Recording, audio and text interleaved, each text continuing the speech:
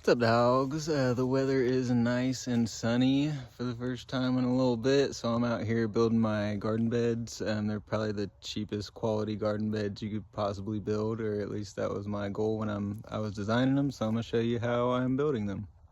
Alrighty, so this is what she looks like after I build it. I'm using cedar fence pickets. Normal fence pickets have copper and a bunch of other stuff that's not really great for gardening, especially fence materials that are like 20 years or older, have like arsenic and all kinds of nasty stuff. So cedar's your best bet, as far as I know. And basically I took 3 fence pickets total, and total cost is like $10, I want to say. They're like $3.50 a piece.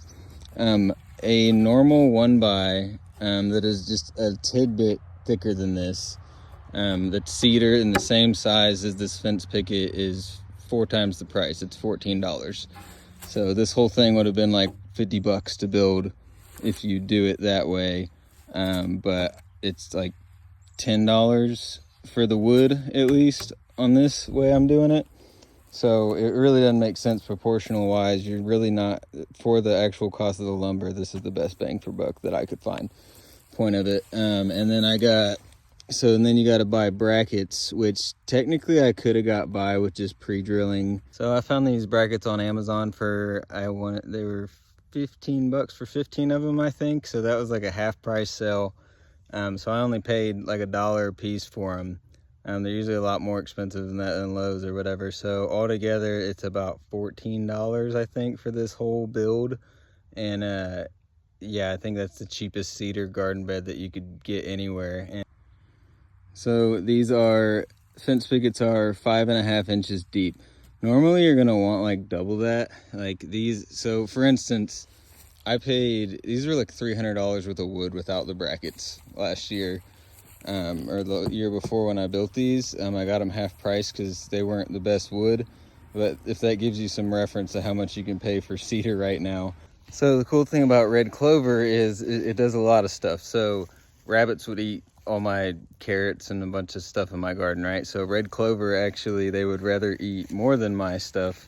I found from like a Facebook comment at one point, and basically they'll eat that instead, and it'll get them away from my shit.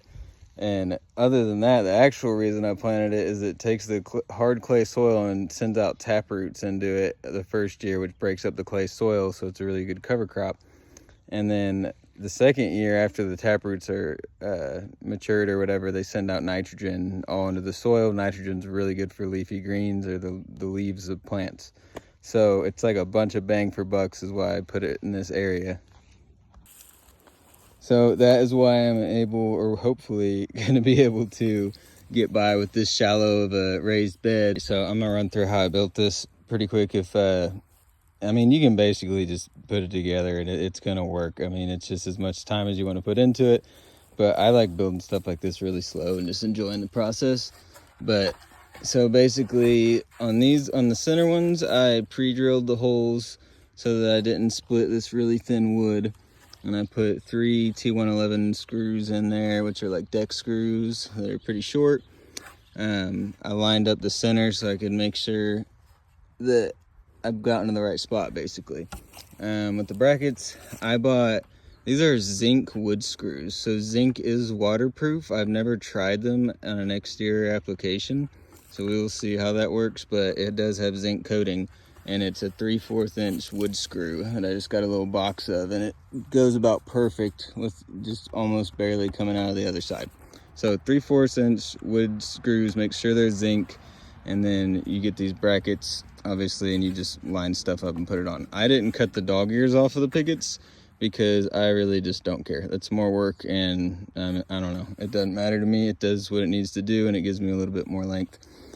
So, but what I did do is put on the third picket, I put the dog-eared side on the center just so it has a better connection around the sides.